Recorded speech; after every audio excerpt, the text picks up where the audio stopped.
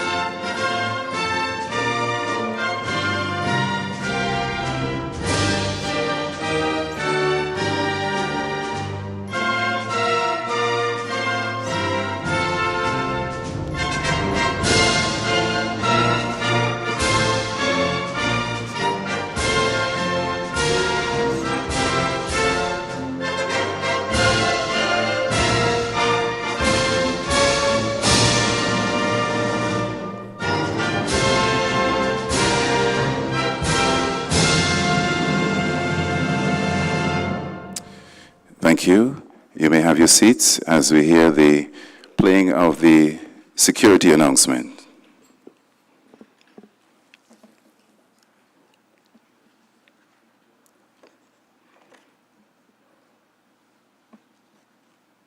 Welcome to the Hyatt Regency Trinidad. Your safety and well-being during your time with us is our first main priority. Therefore, it is essential and necessary that you are familiar with our emergency evacuation procedures. Should it become necessary to evacuate the hotel, a continuous siren will sound, followed by an audible instruction to evacuate the building. When you hear, "May I have your attention please," over the public announcement system, you should proceed to the exit closest to you and make your way to the muster point, proceeding east along the waterfront towards the western end of the Femme du Chalet, better known as the Breakfast Shed. In the event of an earthquake, do not run out of the building. Stay calm, drop, cover, and hold on. If evacuation is required, please listen for instructions via the hotel's PA system for the earthquake evacuation route and muster point. Associates from Hyatt will assist you with evacuating. Once outside, conduct a head count for your group to ensure that everyone is accounted for. Should you believe someone is missing, notify the Hyatt associate in your area. Do not return to the building for any reason until the fire service has stated it is safe to do so. Thank you. Be safe and have an enjoyable time with us. Thank you. The Honorable Colum Imbere, Minister of Finance, Senator the Honorable Kazim Hossain, Minister of Agriculture, Land and Fisheries, the Honorable Stephen McClatchy, Minister of Labor, Senator the Honorable Paula Gopi-Schoon, Minister of Trade and Industry, the Honorable Brian Manning, Minister in the Ministry of Finance, Mr. Ian Narine, Chairman of the Trinidad and Tobago Stock Exchange, Dr. Dorian Noel, Deputy Governor, Monetary and Operations and Policy, Central Bank of Trinidad and Tobago, Ms. Eva Mitchell, Chief Executive Officer of Trinidad and Tobago Stock Exchange, distinguished guests, members of the media, members of the viewing and listening public, good morning. My name is Ken Simmons, very honored and grateful to be given the opportunity to be Master of Ceremony today and moderator. And just to give you an idea of what we are in for today, as I welcome you to the SME Market Place. Now, the government has recognized the significant contribution for the small and medium enterprises in their contribution to economic growth and employment in the country. Hence the reason today we're going to be highlighting and unveiling some measures to improve the SME sector. So we're going to be hearing much more about that today, of course, all of the distinguished speakers. And I want to invite those who are viewing on TTT and those of you that are viewing on our Facebook page and our YouTube page, the Ministry of Finance, for you to send your questions. And later on, we're going to be having an open forum for you to send your questions, and we're going to direct the questions for those who you want it to direct it to, and we're going to seek to answer those questions as we move forward. As we proceed, let me introduce our first speaker for today. Dr. Dorian M. Noel is currently the Deputy Governor, Monetary and Policy of the Central Bank of Trinidad and Tobago, and a Governor of the Board of Governors of the Heritage and Stabilization Fund of Trinidad and Tobago. Dr. Noel is a former Commonwealth Scholar to the ICMA Center, the Business School of Financial Markets at Henley Business School, University of Reading, where he obtained his PhD in finance.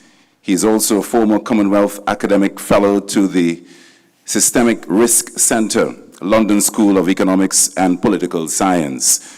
Dr. Noel holds a Chartered Alternative Investment Analyst professional designation from the CAIA Association. In recognition of his outstanding contributions to the advancement of the Institute of Banking and Finance of Trinidad and Tobago, Dr. Noel was conferred with the title of Fellow of the Institute of Banking and Finance of Trinidad and Tobago in 2014. Ladies and gentlemen, let's give a warm welcome to Dr. Dorian M. Noel.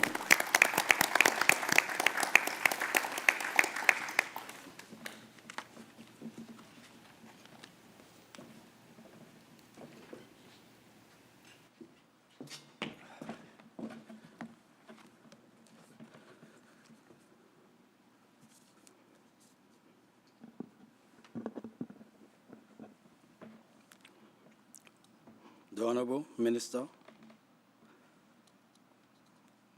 Mr. Colin Imbert, Minister of Finance, the Honorable Stephen McClatchy, Minister of Labor, Senator, the Honorable Paula Gopi-Schoon, Minister of Trade and Industry, Mr. Ian Narain, Chairman of the Trinidad and Tobago Stock Exchange, Ms. Eva Mitchell, Chief Executive Officer of the Trinidad and Tobago Stock Exchange, distinguished guests, members of the media, good morning. I have the wonderful opportunity to starting off this morning discussions and saying some important remarks on the launch of some important initiative this morning. But I think it's also important for me to start off by giving the appropriate context why what we are doing, why we are here today, and what we are about to discuss and launch with respect to the SME sector in Trinidad and Tobago, that we need to understand why this sector is very important. Globally, SME accounts for roughly 60% of employment and between 50 to 60% of value added, and are the main driver of productivity. Therefore, many governments and development agencies have targeted strengthening the business capacity and performance of SMEs and startups in order to increase productivity and job creation, reduce social inequalities and poverty, and build a more resilient and sustainable growth. Trinidad and Tobago is no exception to the norm. I'm going to give some highlights of the SME sector and ecosystem in Trinidad and Tobago to give a better context with respect to our domestic environment. Total registered business in Trinidad and Tobago, according to the CSO Survey of Business Establishment Register in 2018, that was done in 2018, total registered businesses, that's over 26,000. Total number of SMEs, employing less than 250 persons, roughly about 17,000 or 65% of registered businesses in Trinidad and Tobago. SMEs employing less than 25 persons, are roughly about 16,000 or 60% of the registered businesses, and less than 5 employees, roughly 12,000 or 44% of registered businesses. So SMEs in Trinidad and Tobago play a very important role in our domestic economy. I would like to, in terms of GDP contribution, and this is Central Bank conservative estimate, just to give roughly 30%. SME contribute about roughly 30% to GDP and employ over 200,000 persons. With respect to the SME sectors, what are the key performance factors? Now, I'm going to stay away from the debate on whether these factors exist in Trinidad and appropriately calibrated for SME growth and development. And we're going to leave that debate for another day. But I'm just going to point out some important performance factors. Institutional and regulatory framework. That is a fair, transparent, and most importantly, a framework that allocates economic resources efficiently. 2, market conditions. Stable and consistency with respect to markets and institutions. Also stable input, prices, capital, labor, and goods and services. 3, a business environment, supportive, collaborative. Good network of business support services. And I think business chamber, active and supportive business chamber, business accelerator and incubator programs, and innovation hubs are very important in developing and enabling business environment for SMEs. Very importantly, access to finance, a good mix of financing options that are durable, affordable, and appropriate for the different development stage of SMEs and startups. I think the CEO of the Trinidad and Tobago Stock Exchange, Ms. Eva Mitchell, will talk to us about this morning about the the stock exchange SME market for equity financing as an alternative, cheaper form of financing for SMEs. And 5, access to skills and knowledge. The SME mentorship program will address this gap in the SME market. We're going to talk a bit about the SME mentorship program. And again, Ms. Mitchell will expand on the importance of the program to SMEs. And finally, access to innovation, data analytics, and technology for digital transformation. Let me just give my personal observation with respect to the SME sector in Trinidad and Tobago. SME in Trinidad and Tobago have low levels of technology adoption and innovation, which became quite evident during the COVID-19 pandemic. This problem needs urgent attention and can be addressed by, perhaps, the provisioning of grants or tax incentive for digital transitioning of business models and processes. And I think the fiscal budget of 2022 have some elements of grants for firms adopting digital transformation. And hopefully the minister can expand on this in his remarks. The second observation, SMEs also have low levels of internationalization and participation in the global value chain. This poor SME performance indicator can be adequately addressed by provisioning of suitable funding for market research and access, negotiating SME market access into trade policy, and incorporating net spend on SMEs in private and public sector procurement.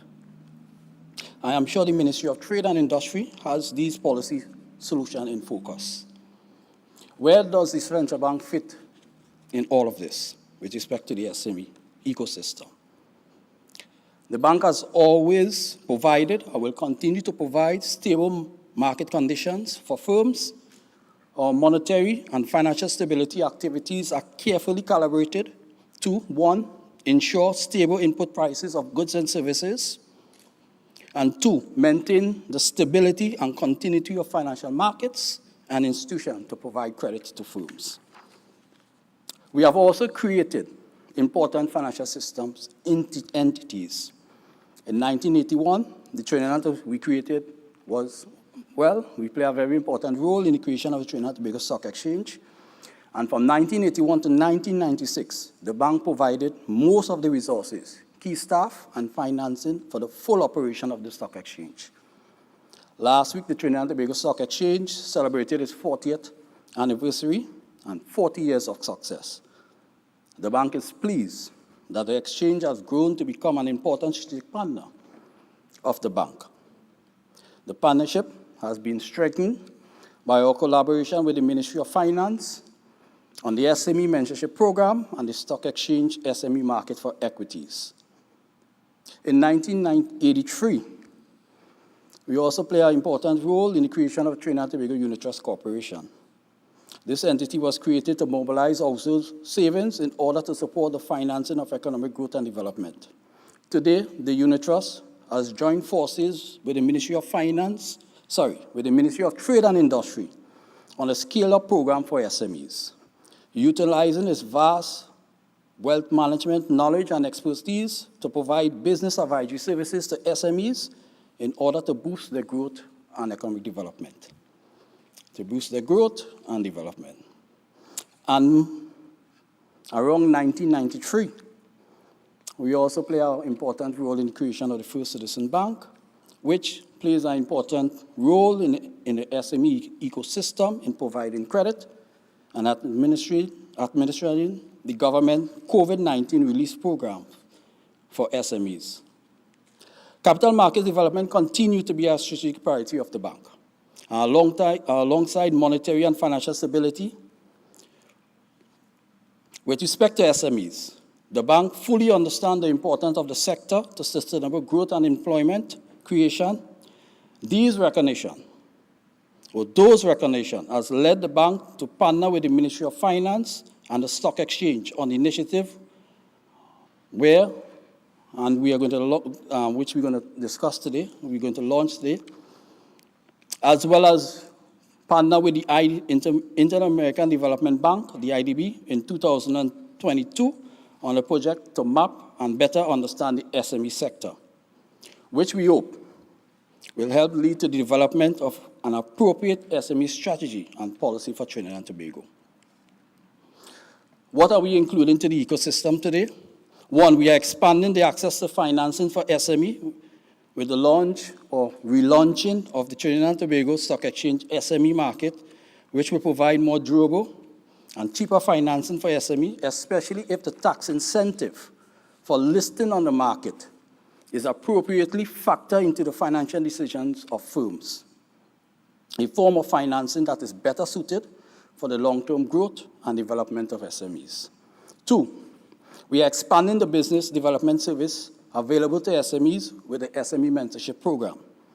Existing support focus on business advice, consultancy, coaching, and management training.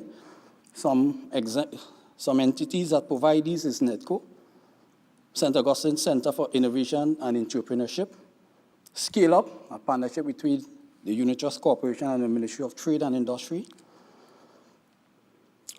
Very importantly, the ODC in 2002 note that firms that decide to avail themselves of business advice tend to perform better than the average both before and after the intervention. And that important findings in the OECD countries really highlight the importance of this mentorship program that we are about to launch today. In addition, policies for business advice improve firms' output and productivities. These results highlight the importance of the SME mentorship program and other business development services. I seriously hope that experienced entrepreneurs, captains of industry, business bodies, and business development experts agree to become mentor to SMEs and startups. And finally, the SME Market Place. We have taken the role in organizing an electronic platform which lists the business development services and financial support available to SMEs and startups. The marketplace brings all services available to SMEs in a single place, an e-portal that is available 24/7. The SME Marketplace gives visibility to listing service providers and facilitating connection to them for SMEs. Further, the marketplace also reduces information costs for SMEs, giving them free and readily available access to information to support growth and business performance. I will conclude with the following remarks. I think, and this is my personal view, I think a comprehensive SME policy or strategy is needed. One, provide the best opportunity for sustainable growth. 2, more explicit in the targeting of future growth areas. 3, target and promote innovative business rather than target and promote innovative business rather than replicative ideas. And 4, treat adequately with gender, recognizing that women, especially single women, are increasingly becoming the head of household and the main breadwinner. I applaud the ministry, I applaud the U.S. Embassy and the Trinidad and Tobago Entrepreneurship Hub on the launch of the Academy for Women Entrepreneurs program in 2021. It somewhat addresses the gender gap in the SME ecosystem. But a lot more has to be done. I thank you for your attention, and good morning.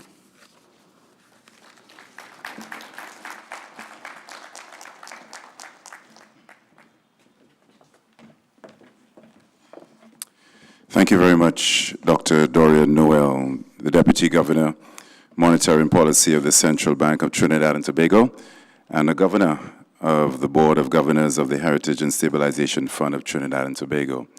Now, just to let you know, today's SME Marketplace is brought to you courtesy the Ministry of Finance, the Central Bank of Trinidad and Tobago, and the Trinidad and Tobago Stock Exchange. Now, behind me, you would see a website, sme.finance.gov.tt. And we encourage, for those of you that are in the auditorium and for those of you that are viewing, to check it out to see much more information that we're going to be revealing here today. As we get ready for our next speaker, Ms. Eva Mitchell is currently the Chief Executive Officer of the Trinidad and Tobago Stock Exchange Limited and its wholly owned subsidiary, the Trinidad and Tobago Central Depository Limited. Ms. Mitchell joined the Trinidad and Tobago Stock Exchange Limited in 2016 as Manager, Market Operations, with the responsibility of overseeing the daily market operations of the exchange. She has over 19 years' experience in various areas of financial services, such as finance, asset management, retail and commercial banking, and brokerage services. She holds a bachelor's with honors in business management from the University of New Brunswick and a master's in international finance from the Arthur Lugjack Global School of Business. In October of 2020, Ms. Mitchell assumed the position of acting CEO of the TTSE with overall responsibility for business development and operations of the company and its wholly owned subsidiary, the TTCD. In April of 2021, Ms. Mitchell was appointed Chief Executive Officer of both companies. Ladies and gentlemen, please let us welcome Ms. Eva Mitchell.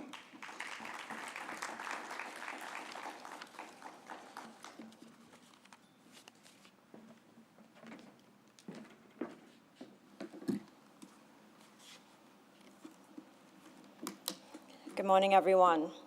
The Honorable Minister, Mr. Carm Imbert, Minister of Finance, Senator, the Honorable Paula Gopiskun, Minister of Trade and Industry, Mr. Ian Narain, Chairman, Trinidad and Tobago Stock Exchange, Dr. Dorian Noel, Deputy Governor, Monetary Operations and Policy, Central Bank of Trinidad and Tobago, other distinguished guests, members of the media.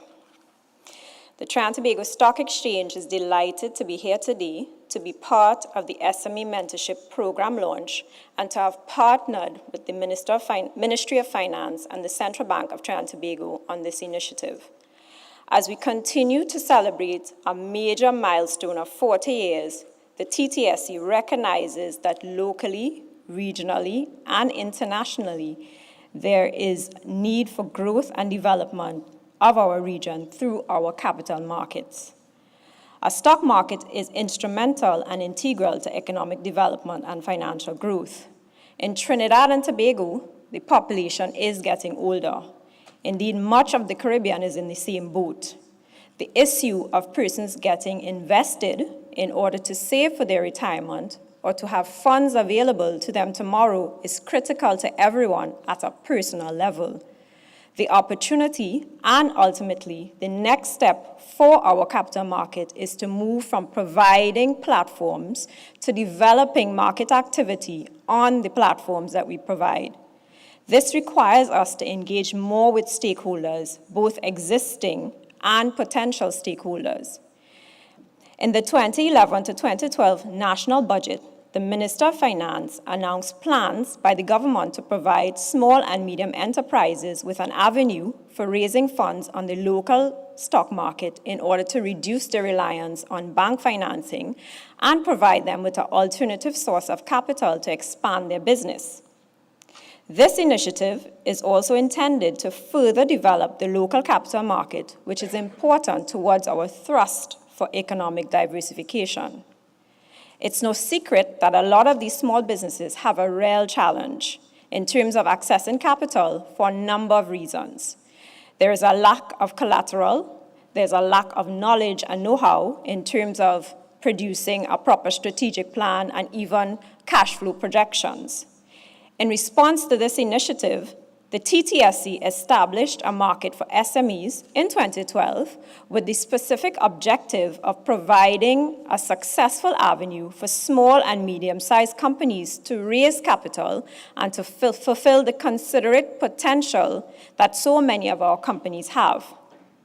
So I'm happy to say, through listing on our SME market, companies can benefit from the following: raising equity financing or patient capital via public offering, tax incentives with 0% tax for the first 5 years from listing on the TTSC, and a 50% reduction on tax for the next 5 years, reduced listing fees payable to the TTSC, increased brand visibility and transparency of their business. It also helps in attracting a broader investment base locally, regionally, and internationally. It allows employees to benefit from holding shares in the company and also allows shareholders a viable exit option and opportunity to use shares as collateral against debt. As part of our SME market development, the SME mentorship program was designed to connect the companies with a suitable mentor who can comfortably cover the key governance themes necessary to position a company to list on the stock exchange. This is not us reinventing the wheel. Such structures exist regionally and internationally. In fact, according to research done in the European market, approximately 71% of SMEs acknowledge the importance of a mentor. The main goal of the program is to strengthen those companies within the SME sector to have a more transparent operation and operate as a publicly traded company. Geared to improve investor confidence in a listed company, the SME Mentorship Program demonstrates the willingness of the Trinidad and Tobago Stock Exchange, along with the Central Bank of Trinidad and Tobago and the Ministry of Finance, to invest the time and resources necessary to assist companies to operate in an efficient way on the stock market. Once an SME is considered to be eligible to list on the SME market, the company is required to have an independent mentor up to 5 years subsequent to listing.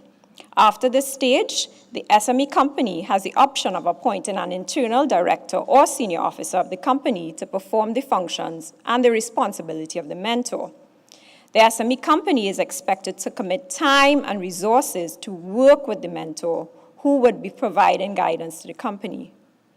All mentors must be approved by the Trinidad and Tobago Stock Exchange before their appointment can become effective with an SME company.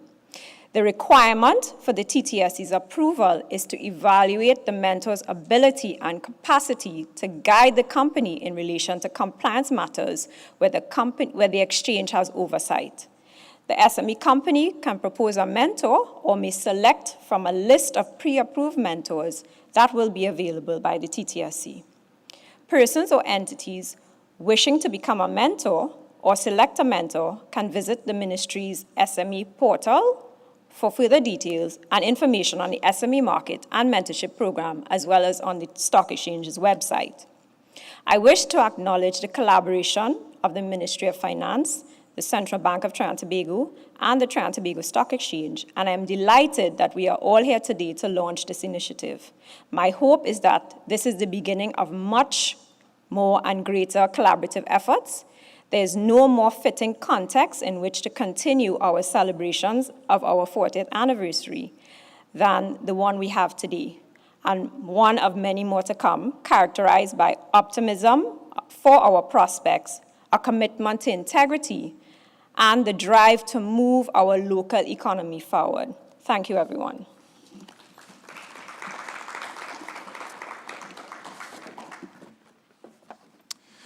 Thank you very much, Ms. Eva Mitchell, Chief Executive Officer of the Trinidad and Tobago Stock Exchange and the Trinidad and Tobago Central Depository Limited.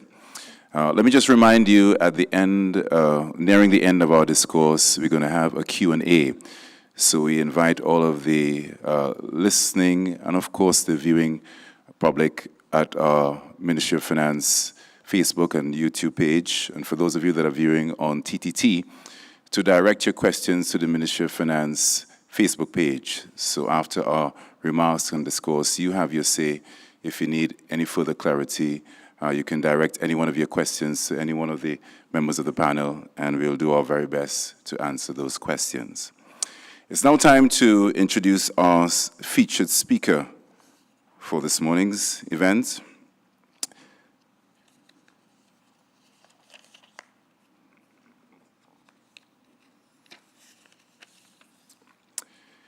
Colum Imbert is a qualified civil engineer and registered engineer with 2 degrees in engineering and 2 postgraduate degrees in law.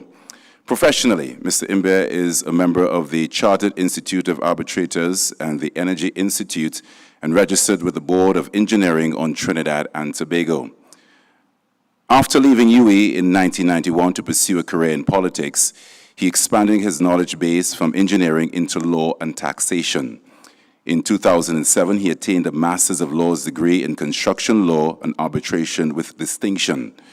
And in 2016, he attained his 3rd Master's degree, this time in Oil and Gas Law, again with distinction, with a specialization in fiscal regimes and oil taxation. Both of his specialized law degrees are from the Aberdeen Business School in Scotland. In 2020, he commenced a 3-year course of study at the University of London, which, when completed, will give him his 4th master's degree in finance with a specialization in economic policy. He's currently completing this master's in finance via distance learning. Apart from being one of the most prolific debaters in the Parliament, having contributed to hundreds of debates, he has served as an elected PNM Member of Parliament for over 30 continuous years, and as a cabinet minister in 6 PNM government for an aggregate cabinet experience of over 18 years. On August 10, 2020, Mr. Colum Imbert was re-elected for the 9th time to the House of Representatives as the minister and member for Diego Martin North East in the 12th Republican Parliament. Minister Imbert was first appointed as Minister of Finance in 2015, and upon his re-election to serve as MP for a 9th time in 2020, he was asked to once again manage the very weighty fiscal affairs of the country. Mr. Imbert has also acted as Prime Minister in the absence of the substantive Prime Minister during his 7-year tenure as MP and Minister of Finance. Ladies and gentlemen, please give a warm welcome to our Honorable Minister, Minister Colum Imbert.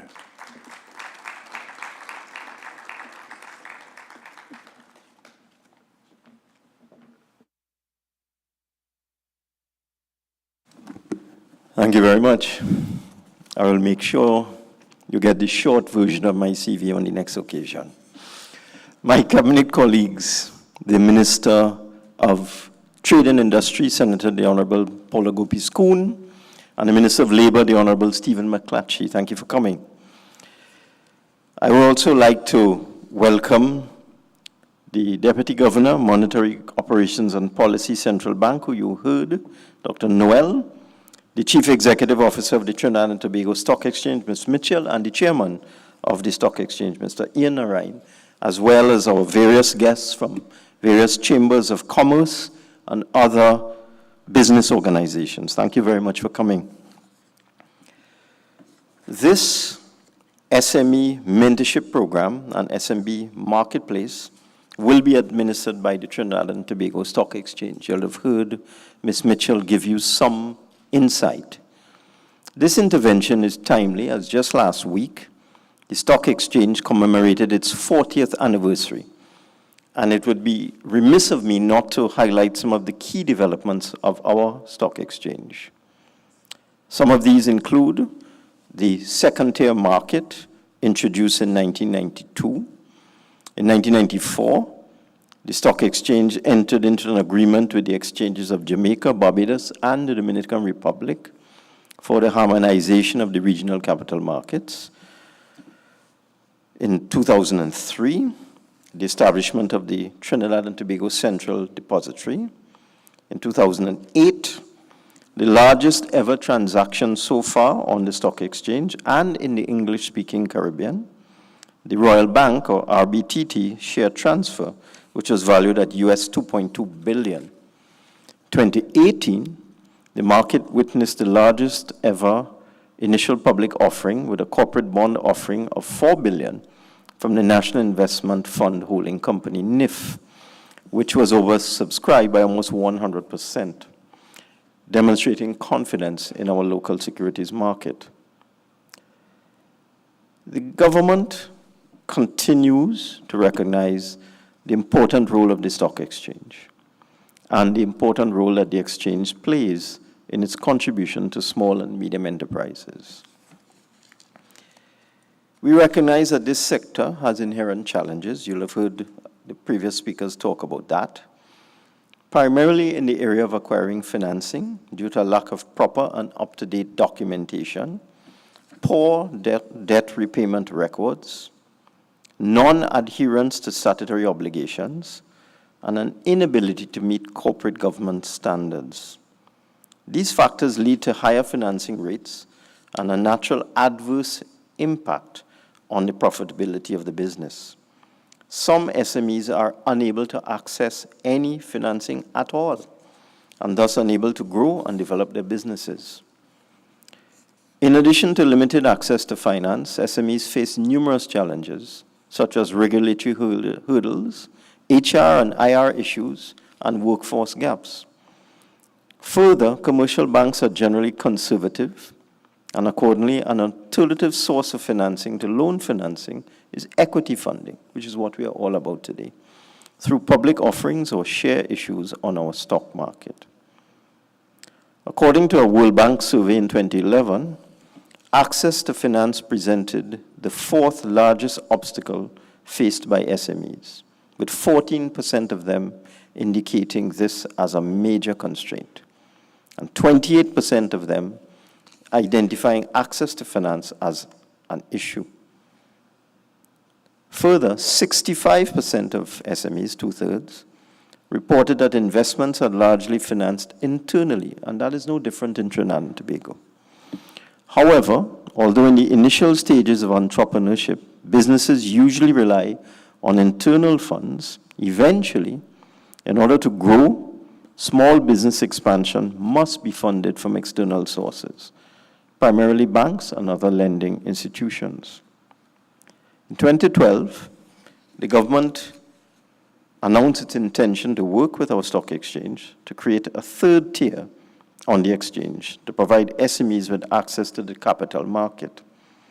However, since that initiative, only 2 companies have been listed, which are Cinema One, listed in November 2018 at a price of $10, and Endeavor Holdings, subsequently listed in December 2019 at a price of $12.50. And I do see representatives from both these entities here.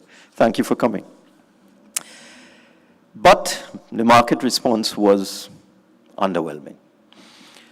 The market capitalization of these two companies in September 22 was approximately $270 million, which represents less than 0.2% of the overall market cap of the stock exchange. Similar to the Jamaica Stock Exchange, eligibility to list on the TTSE SME market depends on several conditions, with approval at the discretion of the stock exchange. The company must be incorporated with limited liability in Trinidad and Tobago or any other CARICOM nation. In making a decision to approve an SME for listing, the stock exchange considers the nature of the business, its financial performance, regulatory history, past government activities, and historical records. You'll have heard about the current incentives to list on the SME market, which we approved and established in January of 2022 as part of the Ministry of Finance's thrust to assist SMEs to grow and expand. It's worth repeating, these incentives include a full tax holiday for the first 5 years, and that's exemption from corporation tax, business levy, green fund, and a 50% reduction in taxes for the second 5-year period. Now, the global pandemic, COVID-19, affected SMEs significantly. And the government, recognizing this impact on SMEs, developed a comprehensive suite of incentives to support and stabilize the sector. This is because we understand the role SMEs play in employment, economic activity, and liquidity. Included in this support were the tax incentives previously mentioned. These incentives were broad, supporting not just traditional businesses, but digitally created online companies, as we were mindful that we had to adapt to the times to stabilize the economy and build resiliency.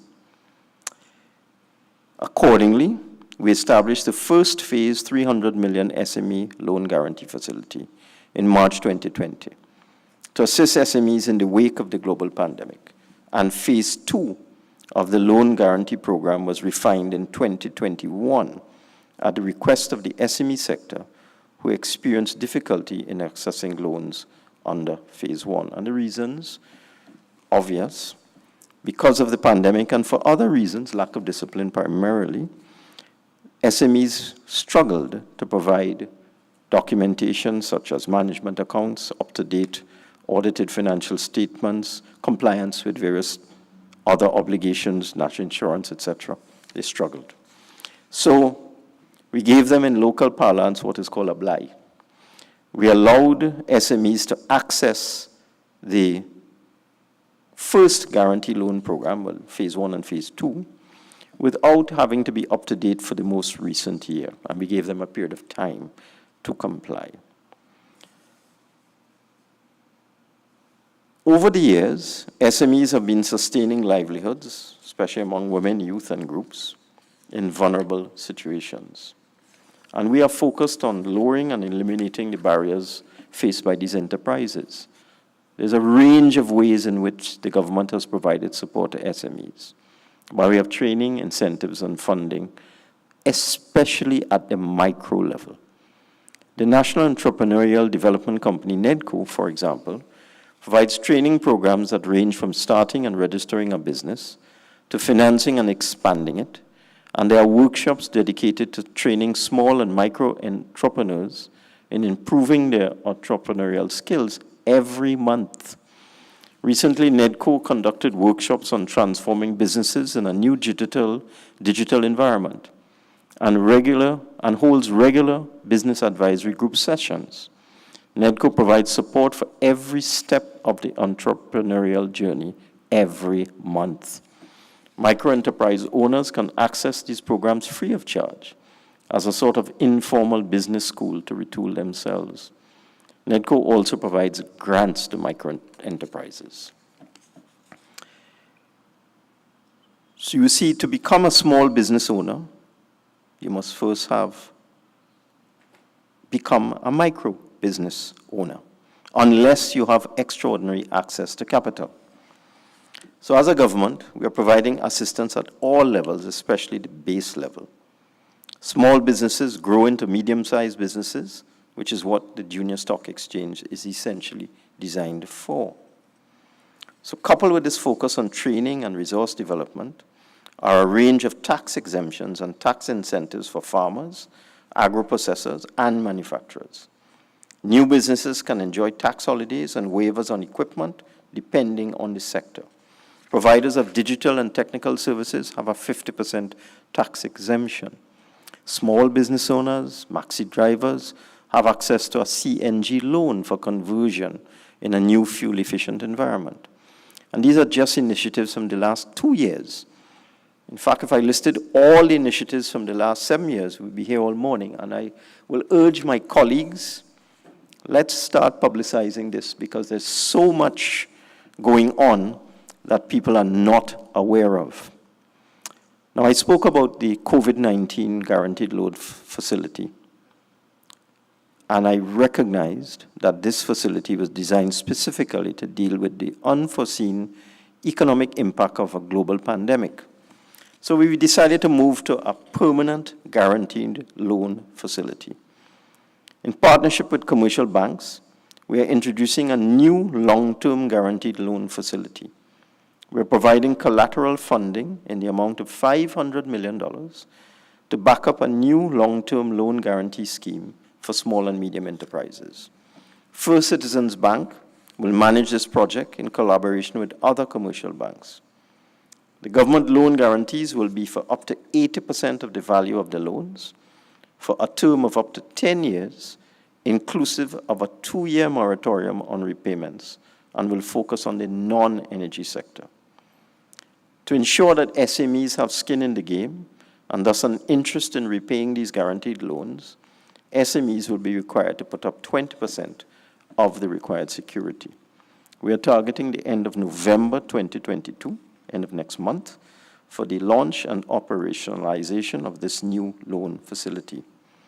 Other support to small and medium enterprises will be provided by the Ministry of Trade and Industry, which has several facilities such as the Gateway to Trade program, which is spearheaded by that ministry in collaboration with the Trinidad and Tobago Coalition of Services Industries, targeting 4 service sectors: business and professional services, information and communication technology, energy services, and tourism. The Export Booster Initiative, which is in collaboration with the Trinidad and Tobago Manufacturers Association, with the aim of enhancing market access for small and medium enterprises, and the Grant Fund Facility to be administered by Export TT. So I now come to the core of what we're about today, and that is the mentorship program. It is noteworthy that Jamaica has been very successful with its junior stock exchange, where we have just 2 companies on the SME tier of our market, both of which have struggled in recent times. Jamaica has 46 active companies listed on the junior market. So we decided to see what was different in Jamaica and what we could incorporate here. The key difference was the presence of mentors. In Jamaica, by strategically developing their competencies and acting as a compliance advisor, mentors directly contribute to a company's growth, innovation, and overall strategy, thus improving customer and investor confidence in the company. These mentors, which are obviously well-established companies, are expected to act with due skill and care and be responsible for advising the board of the junior market company on the establishment of adequate procedures, systems, and controls in order to comply with good standards of corporate governance, such as the holding of regular board meetings. I'm sure you won't be surprised how few small businesses hold regular board meetings. The establishment of appropriate committees of the board, including an audit committee, and even large companies are not always compliant where that is concerned. The carrying out of appropriate due diligence before it enters into any material transaction. Good fiscal discipline, such as the keeping of proper accounts and records. Good human resource and industrial relations practices, and compliance with statutory obligations. Complementary to the tax incentives and to ease the operational burden of listing, the government, in collaboration with the central bank and the stock exchange, has thus designed a similar mentorship program that would provide the necessary support to the SMEs and close the gaps of insufficient documentation, as well as ensure adherence to compliance and corporate governance standards. Proposed SME mentorship rules were thus published by the Trinidad and Tobago Stock Exchange in June 22 and approved by the Securities and Exchange Commission in August 22.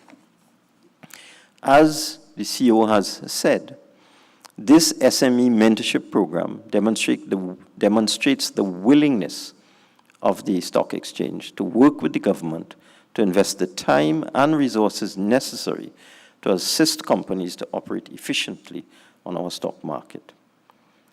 With the operationalization of the SME mentorship program, the government aims to integrate the other support services provided to SMEs by government agencies in an effort to promote a stable and accessible environment for the growth of SMEs. To this end, a single entry portal, the SME Market Place, was developed on the Ministry of Finance website, which will provide access to information on the SME market and procedures for listing on the stock exchange. The SME mentorship program, inclusive of the criteria required to become a mentor and the application process, as well as provide access to other support services provided by government agencies.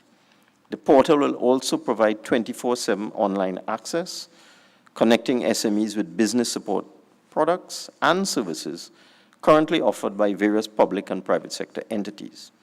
Aside from the 24-hour access, the portal will provide public and private entities with the opportunity to engage new SME clients.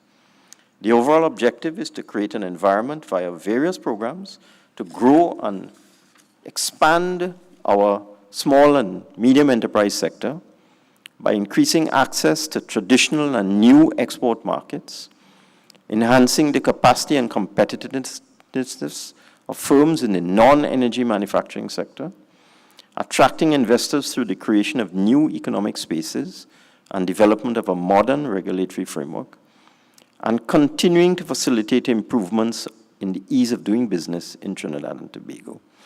And finally, promoting a dedicated digital transformation regarding e-commerce to increase the participation of micro, small and medium enterprises and female entrepreneurs in particular in the economy.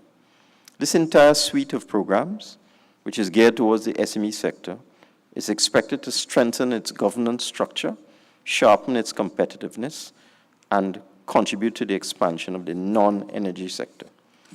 I firmly believe that a strong focus on these strategic objectives will aid in more engagement, compliance, and operational effectiveness and efficiency for the overall benefit of the economy of Trinidad and Tobago and all of us. I thank you.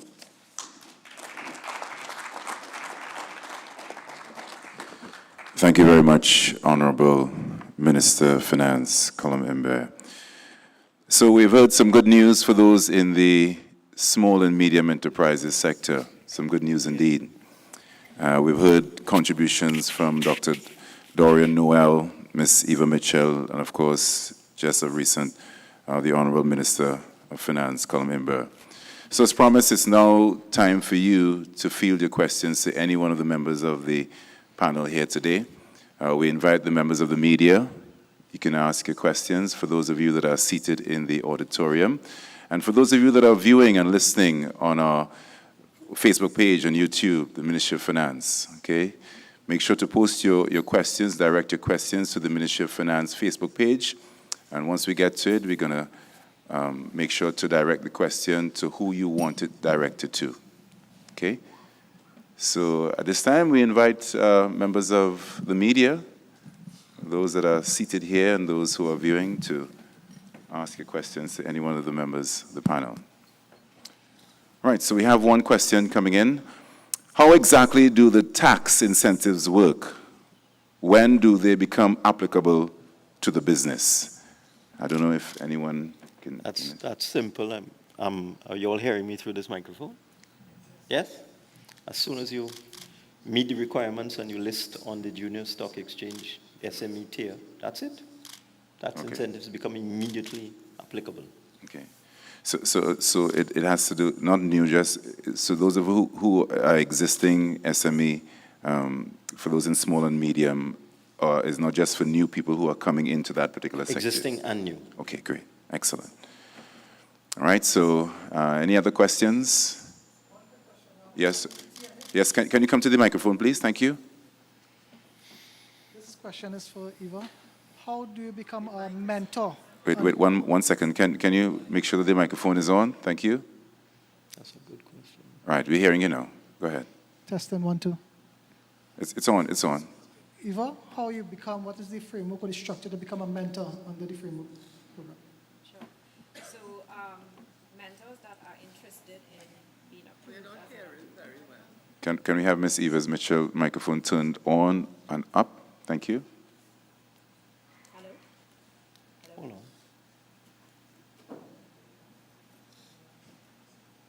Hello? It's not on. All right, so we're sorting that out.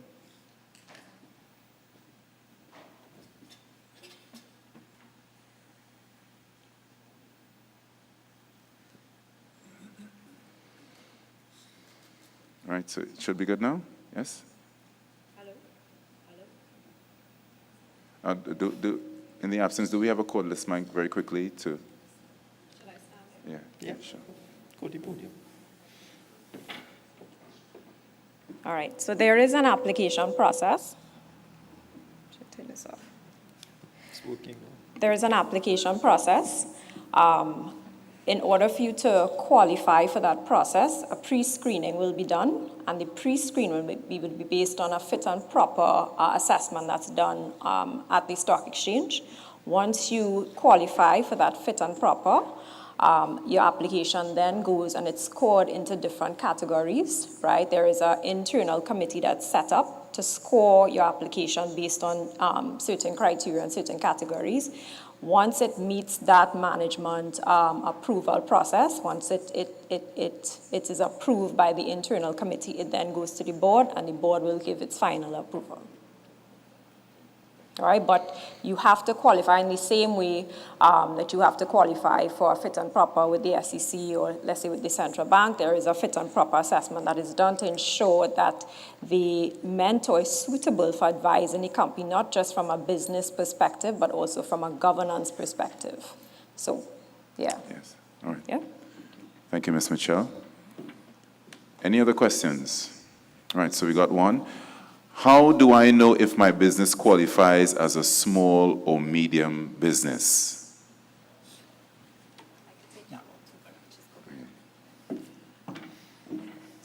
So in order to list in the SME market, the business must have an issue shared cap between 5 to 50 million. So in terms of size, you must measure 5 to 50 million in terms of issue share cap. Once you meet that criteria, and you're also able to present us with your documents in terms of registration, you are able to list on the stock exchange.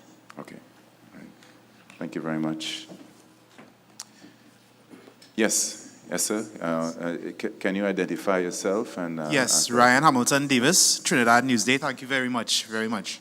I just want to marry with Mr.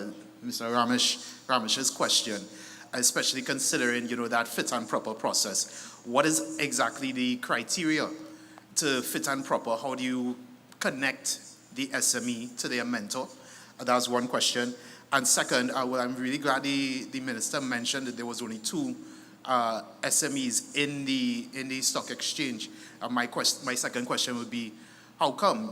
Especially if an opportunity like this is presenting itself, I would believe that there would be SMEs trying to beat down the door. So are these matters connected to their ability to maintain with compliance?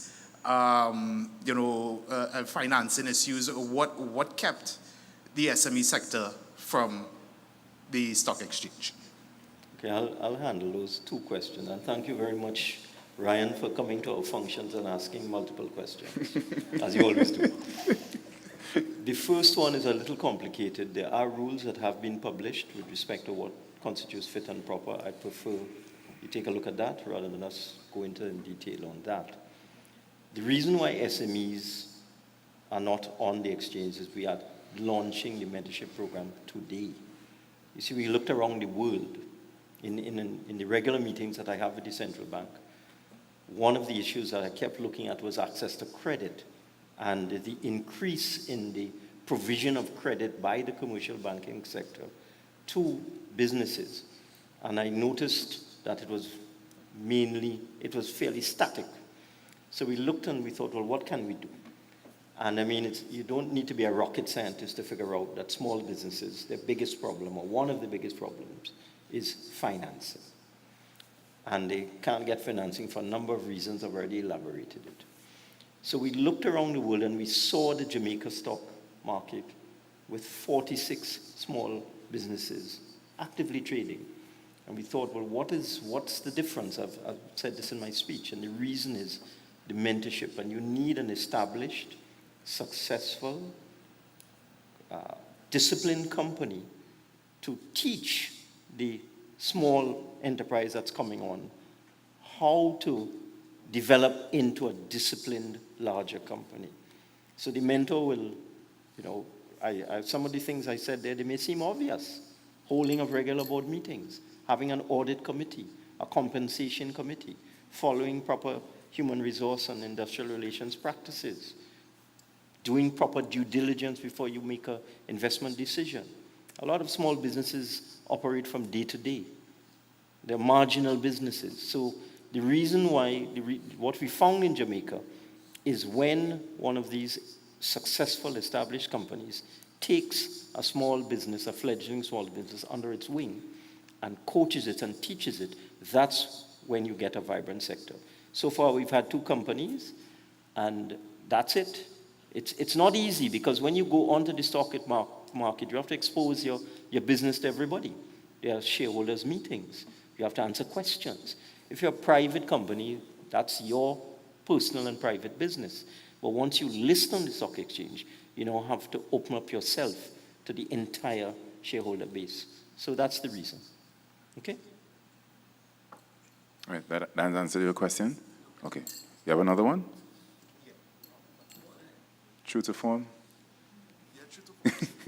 Well, Ryan, you want to give some other people a chance? Oh, okay. Oh, you gave him the questions to ask. I should have known that. No. It's okay, don't worry. No, there was, in Dr. Noel's presentation, he brought up some information from 2018, which is, pre-pandemic, all of that are issues and stuff like that. And there has been some questions being raised, especially where data gathering is concerned. In the SME sector, does the stock exchange and the ministry, are they satisfied with the level of data that there is on the SME sector to make certain decisions, especially where there are gaps in technology, compliance, those kinds of issues? Which is a good question. We always have a problem with the CSO is trying their best to do it. COVID-19 has had an impact, a material impact on the operation of the CSO in terms of administering some of the surveys. I think the household survey should have been done during the COVID time. That was postponed. What we have done in the central bank, we recognize the importance of the SME sector. And in 2022, we joined forces with the Inter-American Development Bank, the IDB, to get a better sense of the SME sector in Trinidad and Tobago. We are looking to map the sector, and we're trying to better understand where the sector is at this point, and perhaps coming out of that study, we'll see how to better position the SME sector. So we gather, in part of that thing is gathering the data to do proper analysis of the SME sector. We are at a critical stage in that research. And hopefully in a couple of months' time, definitely by the summer of next year, we shall have some result out of that study to share with the general public. We have done some preliminary work. We have presented some of those findings, I think, with the Ministry of Trade and Industry. I can't recall, so don't cite me on that. But definitely, we are looking into the gaps in the data issues. And we're going to definitely look from financing availability, the cost of those financing availability. We're definitely going to look at how this sector is put together, the business processes, etc., and how we can actually improve on the sector. We're going to look at the networking of the sector. Basically, what are the support services and whether those support services are properly well calibrated for growth and development. We're going to benchmark the sector, in other words, with other jurisdictions. So let's see how that work is ongoing, and we're going to get some information out of that. And that will solve solve your question on whether we're making the right decision, business decision with the SME sector, and whether some of these policies are appropriately well calibrated for the growth and development of the SME sector in Trinidad and Tobago. Thank you, Dr. Dorian. Yes, come to the microphone, state who you are and direct your question. Good morning, everybody. Diane Haddad, Chairman, Tobago Division, Trinidad and Tobago Chamber of Industry and Commerce. I ask my own questions, Minister. I won't put him to ask my questions. No problem. Thank you. I want to ask a couple of questions. One is the mentorship program, right? What type of cost would it be? Is it that's going to be for free? Is there a cost to the persons involved carrying on this mentorship program? In a region. Can we answer your questions one by one? Or Yeah. That's the first one. It's not intended to be a charge. It's There's to be free. no cost. Yeah. It's supposed to be a large company giving back to help small companies. And the other question is, isn't this the timing? The timing is a little off in terms of the SME on their back legs right now, probably almost lying down, either face forward or legs up, I'm not sure. But the point is, they are their weakest moment. Stock exchange. Small businesses will need to develop a little bit more before they qualify. But we do expect several medium businesses to list on the junior stock exchange over the next 12 months. I'm very confident of that, because there are several entities outside there that have been growing over the last several years, and they are ready to list. So we'll see. Over to you, Mitch. And just to build on the Minister's point, so we have been doing a lot of extensive outreach sessions, both at the stock exchange and as partner with our stakeholders, so with brokers, with the ministry, as you see, and the central bank. And there is interest from the SME space. And just as the Minister said, you find that SMEs, but the more the M's in that equation are the ones that will qualify for listing and qualify at least, who I should say are most interested in listing. And the tax incentives and all the other benefits that I spoke of before would be something of interest. I think especially coming out of COVID, everyone is looking to see how can they position themselves better financially and future-proof themselves from unforeseen events such as COVID. And one way of doing that is introducing equity financing as a cheaper source of financing, and also with the tax incentive and all the other initiatives that come with it. When you look at the basket and you look at the full picture, it's something that is attractive to do now more than ever. At the stock exchange side, we do see that it's twofold. Even though we are trying, and we will, because I'm very confident that it will take off. We get SMEs to list. We also addressing the investor side, because there's interest in investors to also see viable option on the stock market. In the past year or so, we have been hitting record levels in terms of market activity. We have been achieving a lot of record performances. So we are definitely, from an investor perspective and from a market activity perspective, trending in the right direction. So at some point in time, it will converge. It's just a matter of time. As a stock exchange, we will continue to raise awareness. I think that is a big factor. We need to get the incentives and let it be known what the benefits are, especially from a policy perspective, the benefits that are out there available to SMEs. And we will continue that awareness program. And just to add on to what Eva just indicated and the Minister, you did point out in your question that the SMEs are the weakest point post-COVID. Well, I was about to say that I'm not sure my question has been answered. Yeah, and to answer your question, this is the right time. I think the launch of this mentorship program and the relaunch of the SME market with the fiscal incentive is to address that very same question he asked about the weakness. They are weak now post-COVID, and we have to do something. The sector is an important sector for contribution to growth and employment. You have clearly indicated at its weakest point. We recognize that, and that is why we are launching this mentorship program. We are SME markets as well as the e-platform to bring all those services and support to strengthen the SME sector. So this is the right time, and I'm glad you point out that our timing is perfect. Actually, to answer your question, I do think this is a very good time because we have a number of other incentives. We have the I'm not saying guarantee it's- loan, just a yeah. minute, Ms. Hada. We have the guarantee loan facility, which we will launch next month. And you'll be surprised. Yes, there are many small businesses that were damaged by COVID. That All. is true. Not all.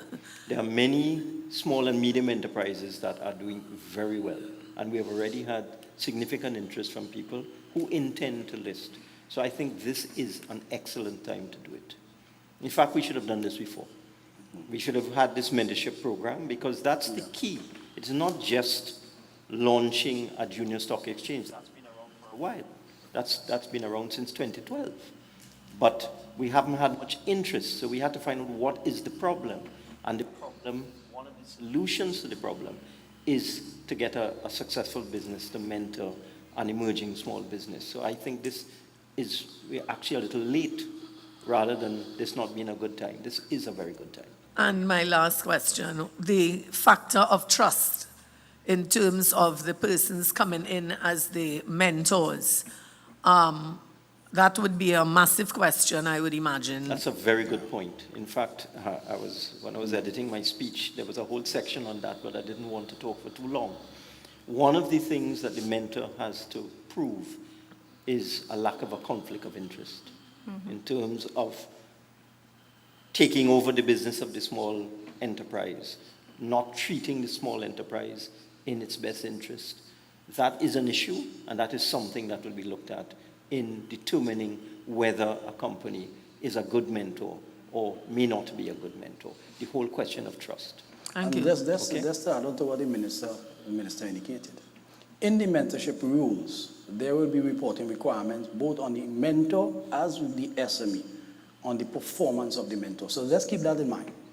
There will be a compliance and reporting requirements of the mentor, and the SME will provide that to the stock exchange, and the stock exchange will take the necessary appropriate action. If question of trust. Well, I'll tell you why. Yeah, well, that's one. Two is, in many instances, the person who is coming in to view somebody's business really doesn't have that, what I call the gut, the business gut.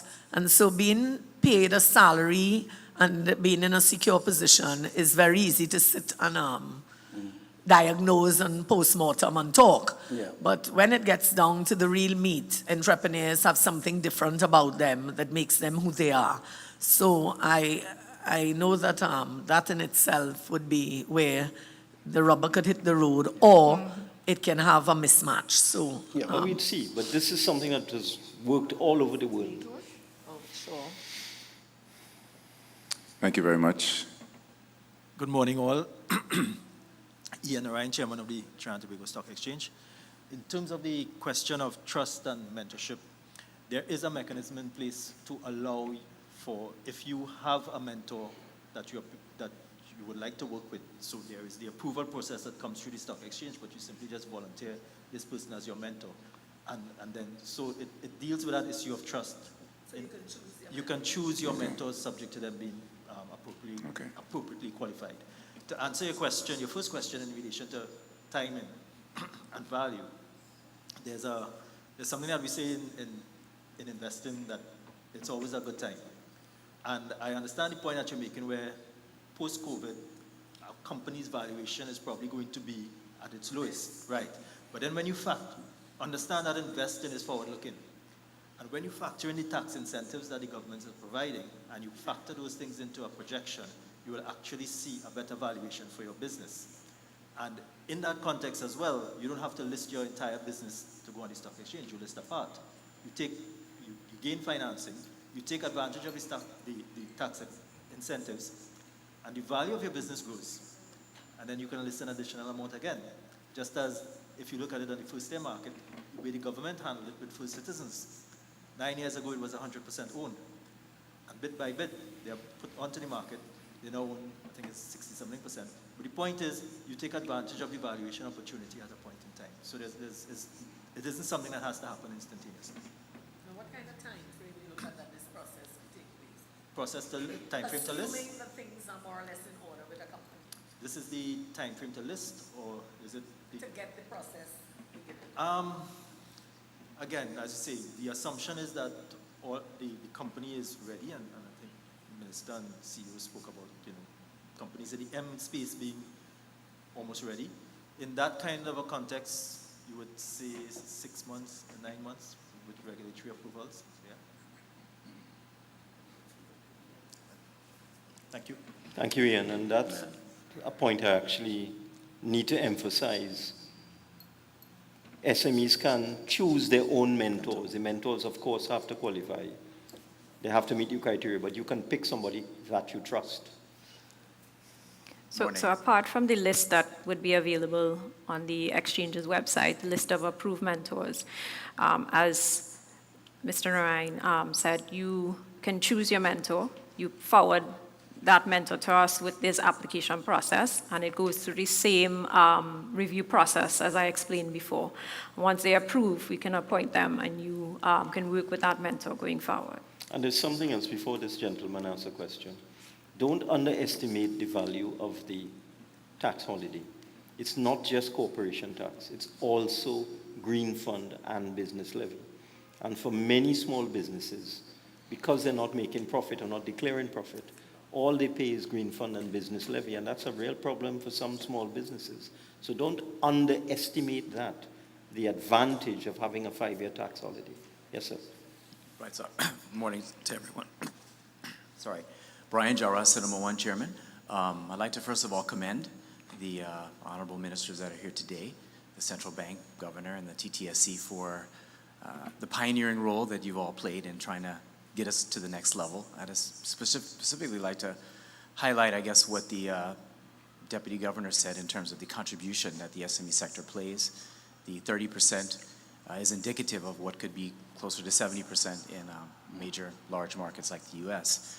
But in terms of some of what we've experienced as an issuer, embarking on the process, I'd first of all like to maybe give a little bit of a prescriptive, a few suggestions that I think might help out in the process.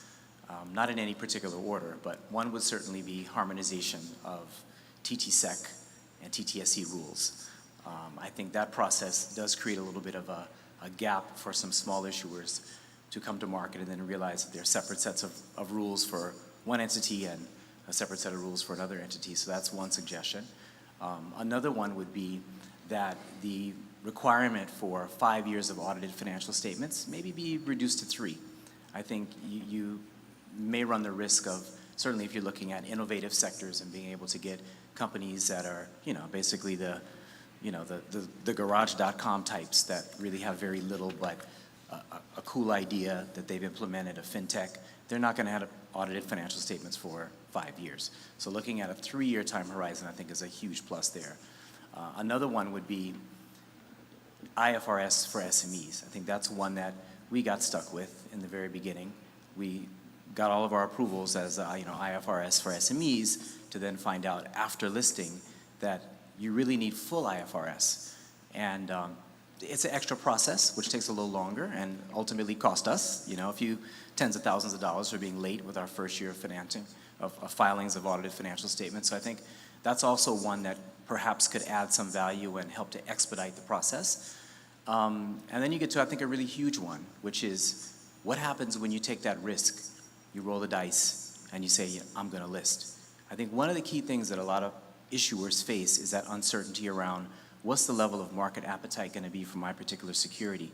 And I think one of the things that we always tried to get in the very beginning, but it's difficult to attain, is some underwriter, somebody that will participate at the level of underwriting the facility. And even if that's a 10 to 15%, it does give a level of assurance that, hey, listen, some of my securities are going to be picked up in the marketplace, and I'm not going to be left with all this effort, all this work, all these costs, and then there's no appetite.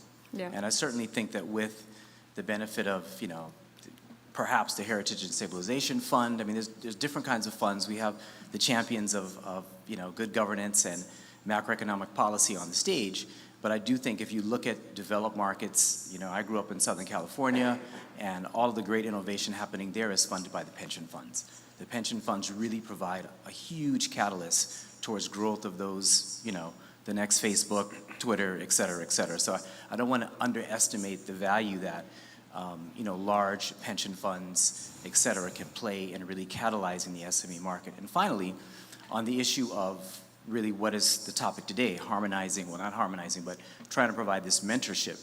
I think that the mentor, as was kind of echoed in one of the statements, will provide guidance and expertise, but in our experience as more a little closer to the smaller side of an issuer, not so much the M side, but more the S side, at least in the beginning, we would like to think so.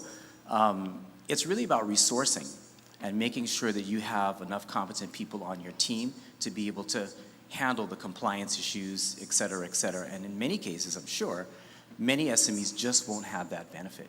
So having a collective, maybe shared services model where I know that if I participate, I can become part of a shared legal, shared, maybe not so much audit, but internal audit maybe, right? So that there's a grouping that can provide at a reduced cost, or at least a known cost, this shared facility. I think that can also be something that will help to really galvanize and drive the sector. So again, I commend all that's been done, and to the extent that we can provide any guidance from our experience, we'd be happy to do so.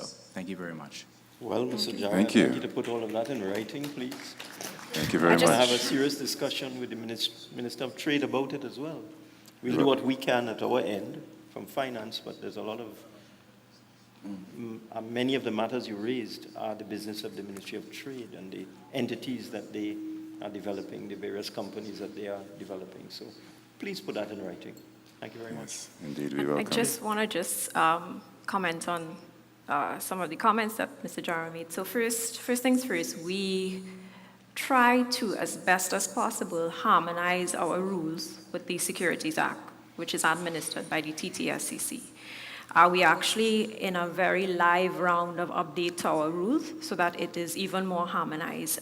You would hardly find now, at least in the proposed version, any variation, because we do understand that we want to make it easy, and we do understand the complications that exist when you have to report to two regulators. So that's something that we're addressing. The second point with respect to the audited financials, right now, to list on the SME market, you're only required to submit 3 years audited financials. So it's exactly what you wanted. I'm not sure if 5 years was a TTSCC requirement, but you are required to submit 3 years financials, audited financials. I can't remember your third point, but I do take your point with respect to shared services. I think it's something that we could definitely look at. The idea is for us to try to make it as easy and as simple as possible for you to operate within a listed environment. So thank you for your comments. Okay. Yes, all right. Thank you so very much. A lot was shared today. As we all are aware, it's important for us. Okay, Jule, we are about 15 minutes over schedule, but please go ahead. Very quickly, very quickly. Very quickly. Very quickly. To the Minister, one, given the timing, you had addressed that of this program being announced today. I wondered, the first question in terms of whether the government has gotten feedback or looked at the issue of the impact of the increase in the price of fuel and the cost of business resulting from that in terms of SMEs and the mentor companies. That's one. The second one, recently here, there was an event you attended where the issue of VAT refunds was raised. I don't know if this would affect SMEs specifically or the entire business sector, but if there's any update on that issue. Very good questions. We're always looking at the price of fuel, Jule, to see if we can reduce it. So you can be assured that we're looking at that and ways and means of reducing that. With respect to VAT refunds, that's a big problem. We have an inefficient VAT system, and we've heard all sorts of suggestions. Maybe we should have a sales tax, but we'll have the same compliance problems with a sales tax. The problem with the VAT system is compliance, so that it's something we continue to look at, and I just want to repeat what I said in the budget. We will be issuing VAT bonds this year again in an effort to reduce the arrears, and I am painfully aware of how the problem of delayed VAT refunds affects small businesses in particular. You know, I get reports on all sorts of types of VAT refunds, but for some businesses, 100,000, 200,000 is make or break for them in terms of VAT refunds. There are large energy companies that are owed $50 million, but down at the lower level, when we pay refunds, we always start with $1 million and less first and try to clear that off and then move on. So yes, I'm very aware of it, and we will be making a push again in this year to get rid of VAT refunds, arrears, especially at the level of small businesses. Okay? Thank you. All right. Okay. Nice. Thank you so very much. Of course, all those questions posed, and we have all heard the incentives, the measures put in place to help to improve the SME sector. And we're hoping for the fruits of what has been implemented and discussed today in the coming years. And hopefully that what was mentioned will attract more of those in the sector to come forward to present their business openly. I would like to take this opportunity to thank those who were carded to speak today. Dr. Dorian M. Noel, Ms. Eva Mitchell, and of course the Honorable Minister, Mr. Colum Imber, and for a successful SME Marketplace launch. And for those of you that are viewing on TTT and our Facebook and YouTube page, thank you for joining us. And indeed, we look forward to another opportunity to share with you great initiatives to help build the economy and, of course, to contribute greater to our twin island republic, Trinidad and Tobago. My name is Ken Simmons, honored to be your master of ceremony and moderator. Thank you very much, and do enjoy the rest of your day. Thank you. Thank you.